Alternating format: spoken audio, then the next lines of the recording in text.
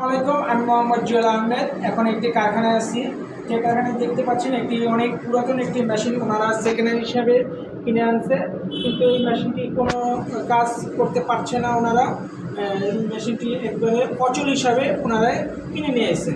এখন আমরা এই সম্পূর্ণ মেশিনটি ওয়ারিং নষ্ট হয়ে আছে, এই ওয়ারিং আমরা ঠিক করব। ঠিক করে মেশিনটি আমরা পুনরায় চালু করব। আপনারা দেখতে পাচ্ছেন মেশিনের বডিটা খুবই হেভি।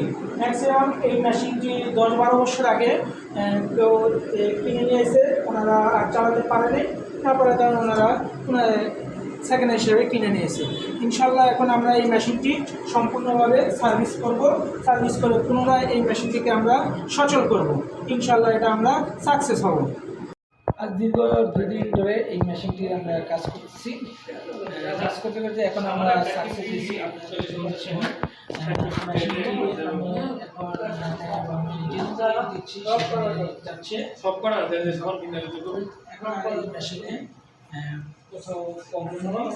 এখন আমরা মেশিনটাকে সিম্পল কাজ চালু করব।